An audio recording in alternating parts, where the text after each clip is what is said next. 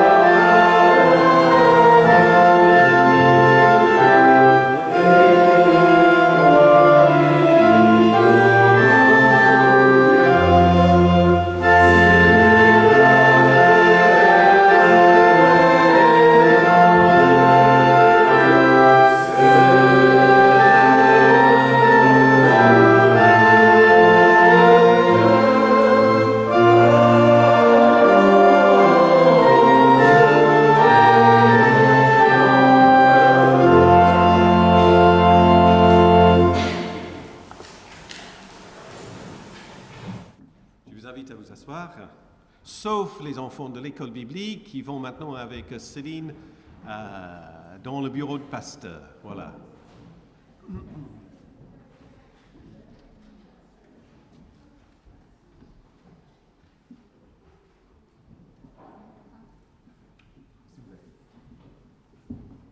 Super.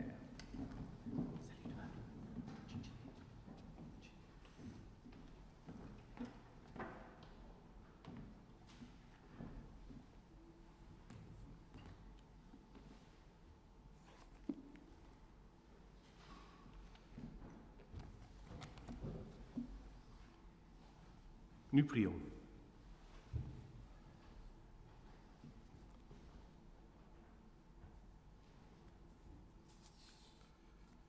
Seigneur, cette vie est pleine de contradictions. J'en suis moi-même l'incarnation. Car ma vie est à la fois lumière et ombre, humiliation et élévation, vérité et mensonge, intention et chaos.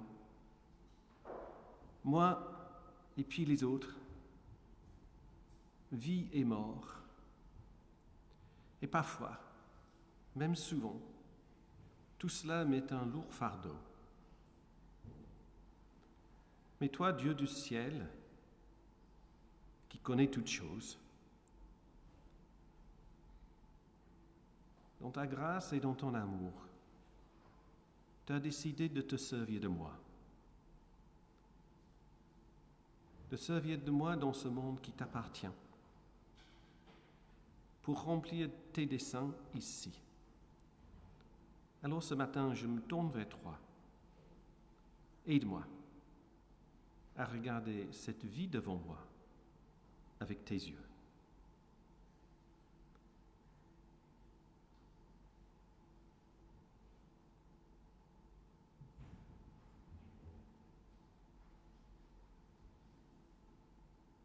Car Dieu, tu fais route avec nous pour marcher à nos côtés.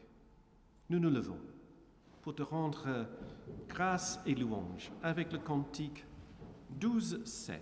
Le cantique 12-7.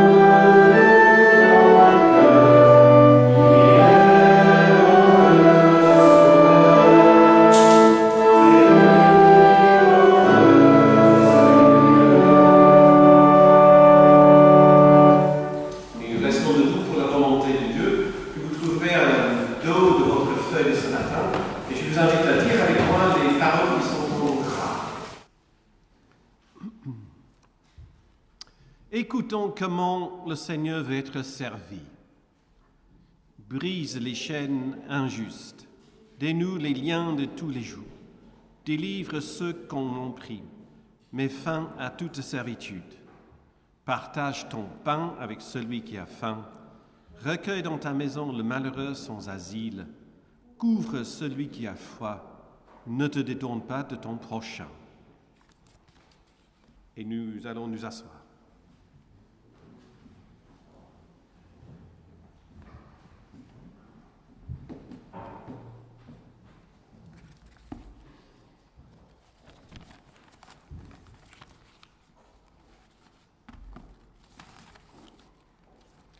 Pour la prière d'illumination, nous restons assis et nous chantons ensemble le cantique 22-06. Donc, comme d'habitude, nous le chanterons 2 fois, la deuxième fois en tant que prière. Donc on chante le cantique 22-06.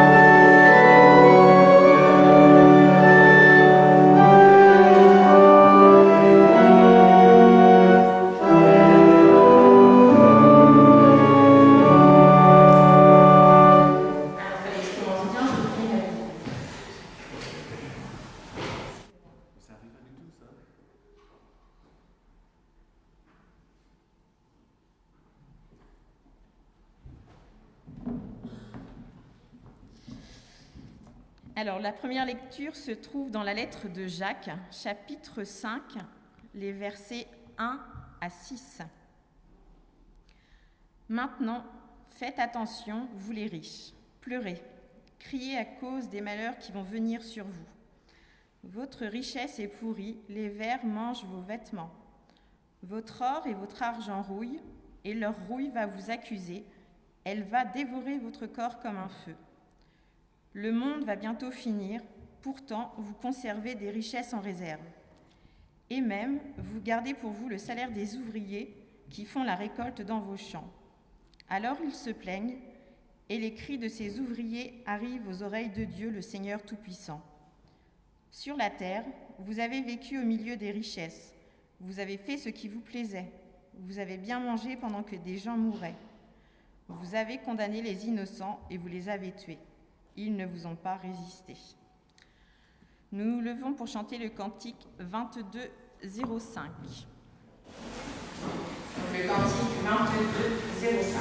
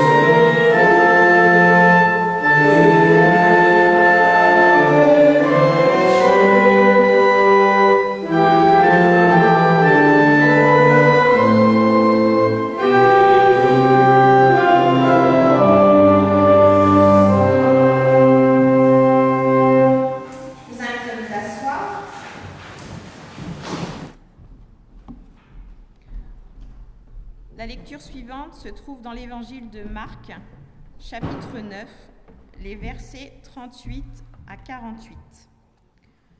Jean dit à Jésus : « Maître, nous avons vu quelqu'un qui chasse les esprits mauvais en ton nom. Nous avons voulu l'empêcher de le faire parce qu'il n'est pas avec nous. » Jésus lui dit : « Ne l'empêchez pas. En effet, si quelqu'un fait un miracle en mon nom, il ne peut pas dire de mal à moi tout après. Celui qui n'est pas contre nous est pour nous. Je vous le dis, c'est la vérité. Si une personne vous donne à boire un verre d'eau parce que vous appartenez au Christ, elle recevra sa récompense. Supposons ceci. Quelqu'un fait tomber dans le péché l'un de ses petits qui croient en moi. Eh bien, il vaut mieux qu'on attache une grosse pierre au cou de cette personne et qu'on la jette dans la mer. Si ta main te fait tomber dans le péché, coupe-la. En effet, pour toi, il vaut mieux entrer dans la vraie vie avec une seule main. C'est mieux que de garder tes deux mains et d'aller dans le lieu de souffrance, là où la souffrance brûle toujours comme un feu.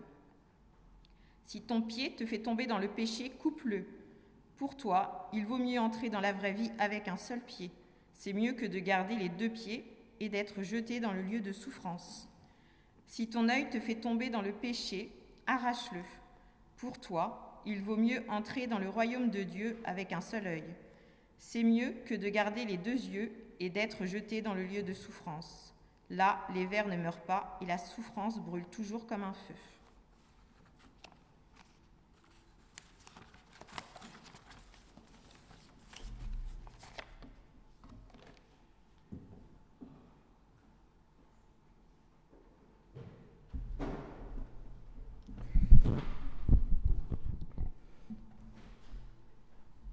Dans son livre qui s'appelle « Le fou, ses paraboles et ses poèmes », l'auteur Khalil Gibran, qui est l'auteur de petits livres qui s'appelle « Prophète », il en a fait plusieurs livres, raconte une histoire d'un visiteur.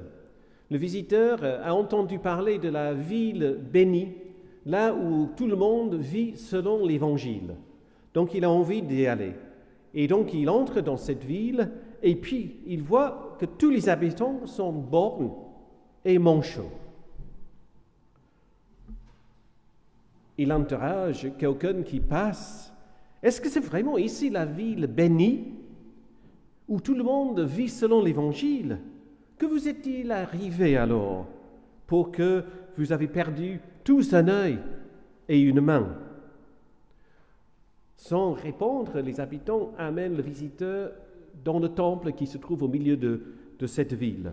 Et là, à l'intérieur de ce temple, il y a un amoncellement des mains et des yeux en train de pourrir.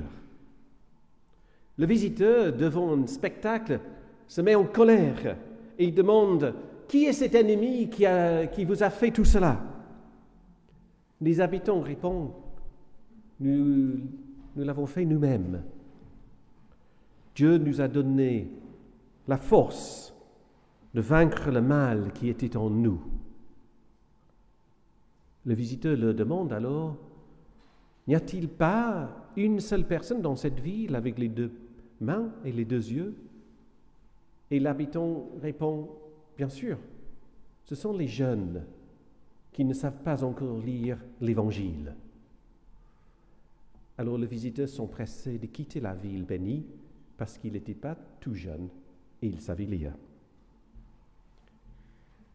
S'arracher un œil, se couper un pied, se couper une main, voilà une façon bien étrange de plaire à notre Dieu.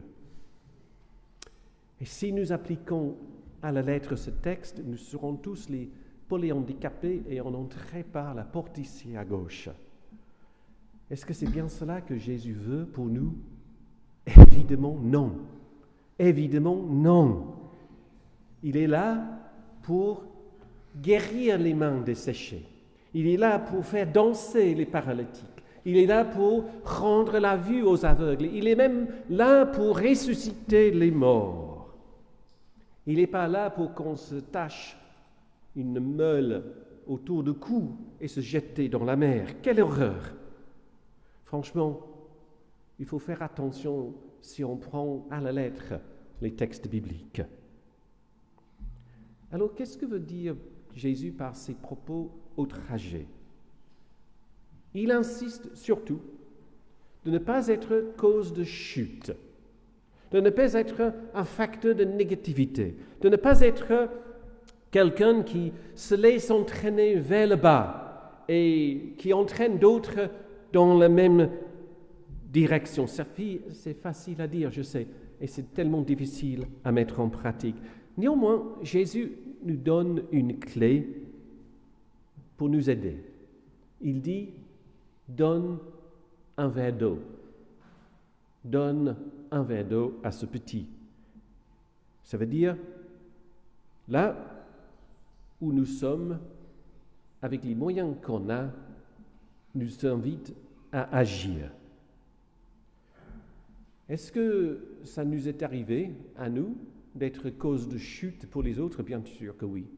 De temps en temps, peut-être sciemment ou peut-être à notre insu, ça nous arrive.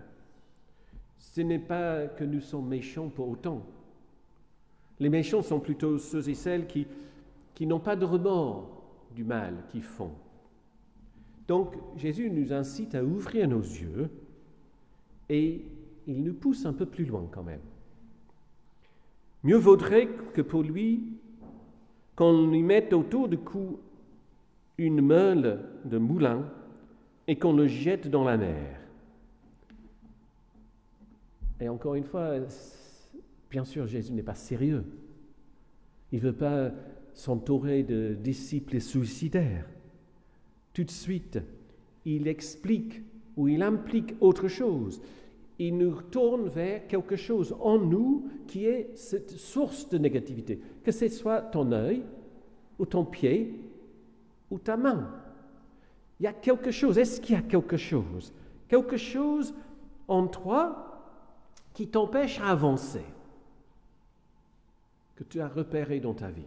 Est-ce qu'il y a quelque chose, quand il y a quelque chose en toi qui te plonge un peu? C'est à ce moment-là qu'il faut prendre conscience et agir. Un de nos yeux nous fait voir les choses sombres, obscures.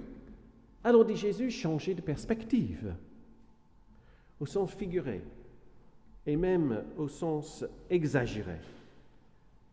Jésus nous invite à nous opérer sur nous-mêmes et il dit que nous pouvons le faire. Voilà, c'est bien pour l'explication exégétique et merci à mes commentaires bibliques pour tout cela. Mais pourquoi Jésus parle d'une manière si exagérée? Pourquoi Jésus ne parle pas d'une façon raisonnable? Après tout, nous sommes des personnes intelligentes. Nous sommes capables de comprendre un discours logique et équilibré. Pourquoi toute cette exagération dans le propos de Jésus? Peut-être Jésus veut agir comme un électrochoc. Le défibrillateur qui est posé sous la mairie ici donne un choc électrique à un cœur qui ne batte plus. Donc Jésus exagère et il dit les choses qui sont à la fois impossibles et absurdes, mais qui sont fortes, bien plus fortes que l'électricité qui est dans le cœur, qui est donnée par cette machine. Il parle pour nous faire repartir, de nous reconnecter avec la vie. Et il vient nous dire que nous sommes capables de changer nous-mêmes et d'être agents de change et d'agents de changement dans le monde.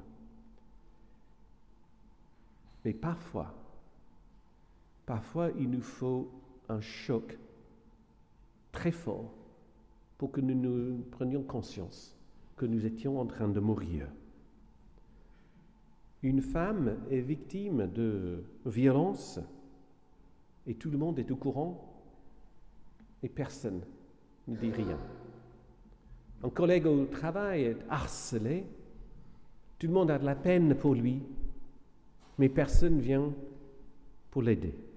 Nous nous disons en nous-mêmes, oh peut-être qu'il ou elle exagère un peu. Peut-être c'est juste une phase que ça va passer. Ou peut-être nous nous disons, ce n'est pas mignon, ça ne me concerne pas. Les personnes couchent à droite et à gauche, et cela ne semble choquer ni leurs électeurs, ni le conjoint, ni leurs amis.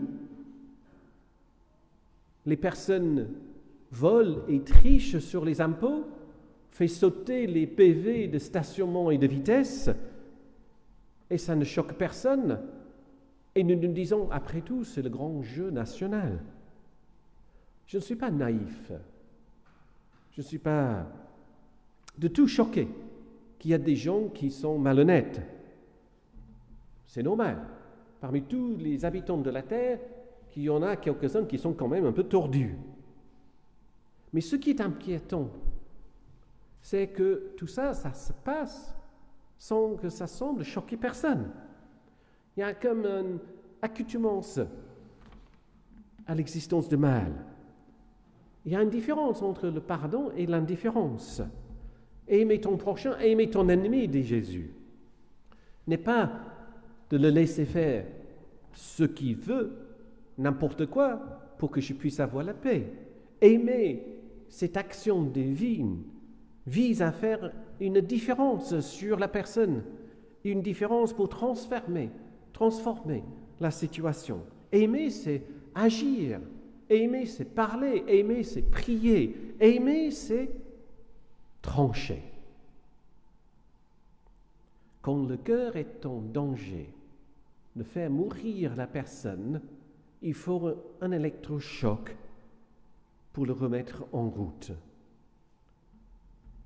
Le scandale, c'est le mot en grec dans le texte en Matthieu, scandale, qui est traduit par cause de chute, je pense, dans la traduction qu'on a eue. Si tu es cause de chute, si tu es scandale pour quelqu'un. Donc le scandale, c'est une cause de chute. En quelque sorte, il me semble que Jésus est scandale en nous.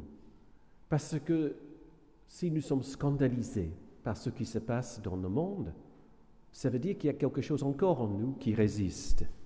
Jésus est là pour ne nous laisser pas habituer au mal.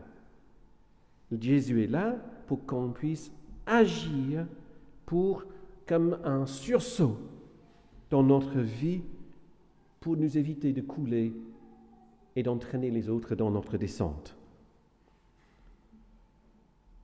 Jésus est comme une voix pour nous inciter de donner à boire à ce petit qui est en moi et ce petit qui est en face de moi. Ce petit qui est la foi qui m'habite. Cette même foi est aussi présente dans le manipulateur, dans le voleur, dans le tricheur. Cette même foi se trouve au cœur de cette personne indifférente qui vit comme si sa conscience est dans un coma. Et Jésus est là pour nous inciter, pour nous donner la force et le courage, l'élan de produire les gestes et de prononcer les paroles simples, aussi simples que d'offrir un verre d'eau. Donne-lui cette eau, c'est la capacité de devenir une source de vie. Et Jésus termine en disant que là, nous trouverons la paix. Ah oui, la paix. La paix. La paix qui monte en nous quand nous agissons pour ce qui est du bon. La paix qui se transmet entre nous quand nous célébrons ensemble les instances où nous avons grandi et nous sommes montés. La paix qui nous dit que nous sommes sel pour nous-mêmes, pour les autres et pour notre terre.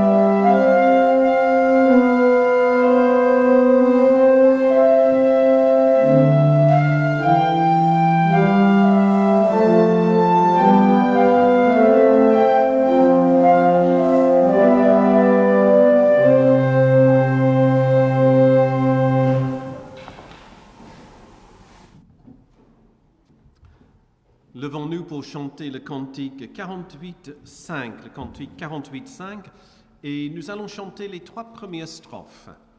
Les 3 premières strophes de 48.5.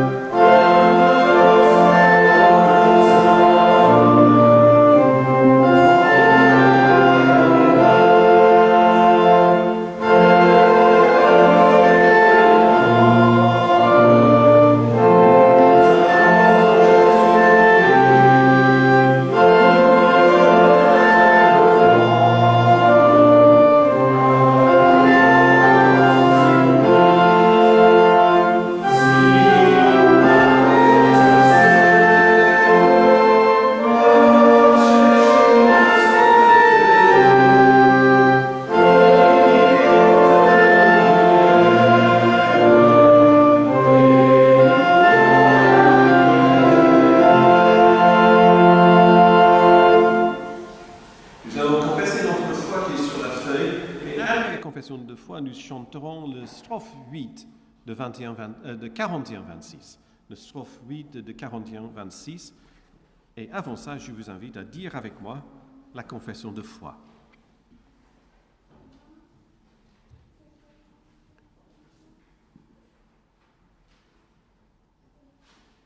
Nous sommes l'Église en ce lieu. Avec elle, nous affirmons notre foi. Nous croyons en Dieu qui a créé le monde pour que nous le cultivions, et en célébrant la bonté et la beauté, il est la source de vie. Nous croyons en Dieu qui a remis son pouvoir à Jésus le serviteur, mort et ressuscité, pour le pardon et la liberté de tous. Il est le prix de notre vie. Nous croyons en Dieu qui, par son esprit, nous unit à son Fils, pour que nous combattions le mal et construisons une juste paix dans l'espérance de son royaume. Il est le sens de notre vie. Amen.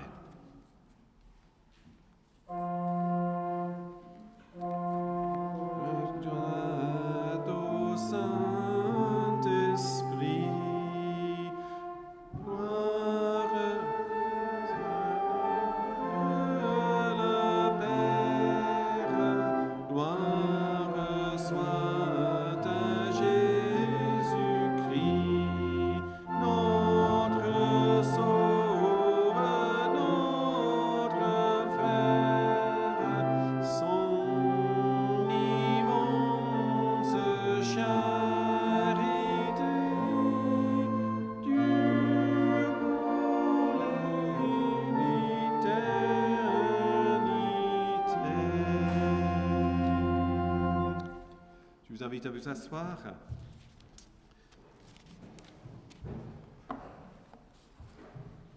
Je vais mettre au fond du temple le petit bulletin de nouvelles sur l'œuvre d'Orient. Donc c'est une association que nous soutenons chaque année avec un don qui vient en aide des églises qui sont dans le Moyen-Orient. Et nous avons les informations sur les différentes actions. Je mets ça au fond du temple si vous voulez le prendre et passer les uns aux autres. C'est Ce sont les choses qu'on apprend là-dedans qu'on n'apprend pas par les informations à la télévision, à la radio. Et moi, je trouve que c'est une lecture, n'est-ce pas, Sophie, très, très intéressante. Voilà, est-ce qu'il y a des autres annonces à partager? Donc, on va commencer la semaine prochaine nos partages bibliques. Donc, les partages bibliques sont vraiment, vraiment ouverts à tout le monde. Il n'y a pas d'experts, il n'y a pas de débutants. Nous sommes tous égaux devant le texte biblique dans nos partages. Et puis, j'ai rencontré quelqu'un cette semaine, j'ai dû expliquer ce que c'est, la différence entre une étude biblique et un partage biblique. Donc, l'étude biblique, c'est la personne qui fait part de son savoir sur le texte biblique. Et on l'écoute, et on pose des questions. Le partage biblique, c'est qu'on commence avec la lecture du texte, et tout le monde, tout de suite, dit comment le texte réagit avec sa vie. Et à partir de ça, on partage. Voilà une grande différence parce que, effectivement, ce n'est pas le pasteur qui sait tout, loin de ça, surtout le pasteur que vous avez dans cette paroisse, et que nous sommes tous également experts devant le texte biblique.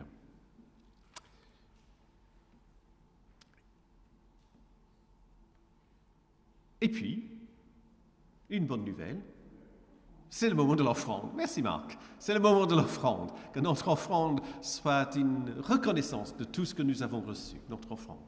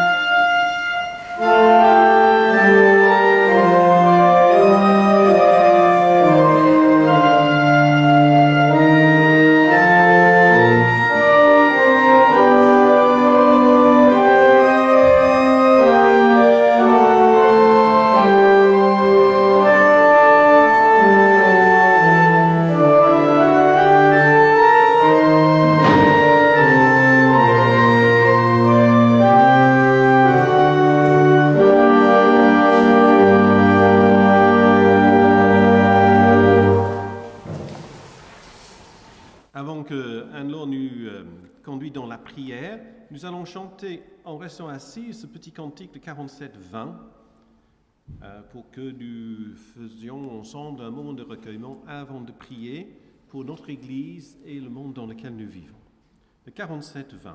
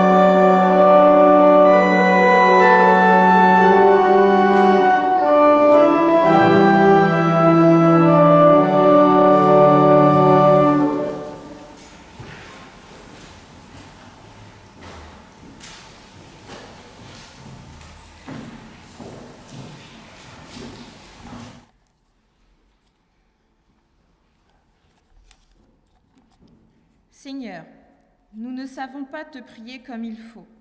Viens toi-même dans nos cœurs, intercéder par ton esprit. Nous prions.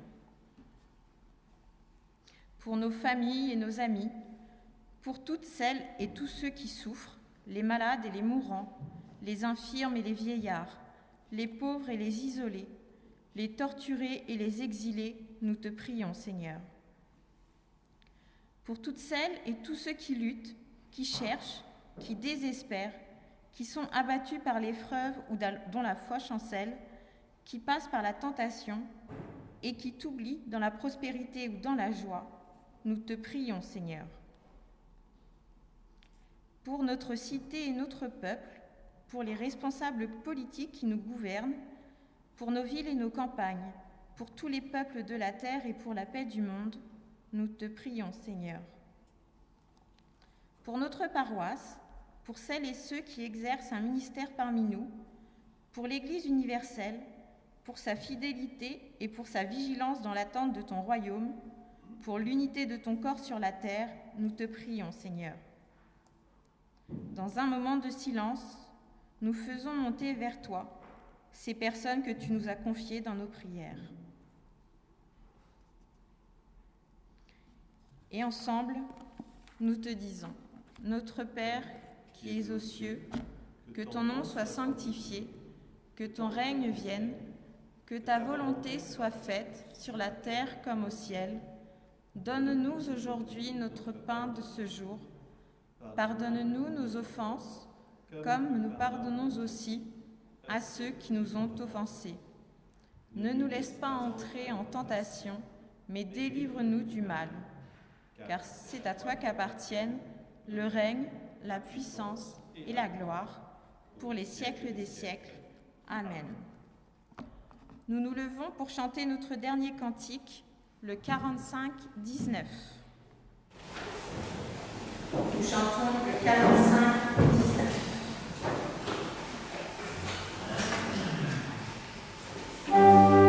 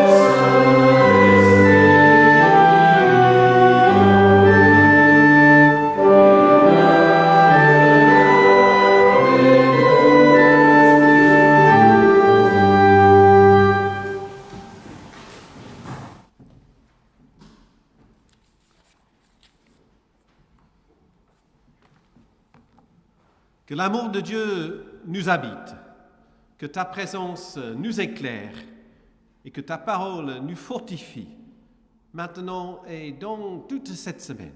Et que la grâce et la paix de Dieu reposent en vous. Amen.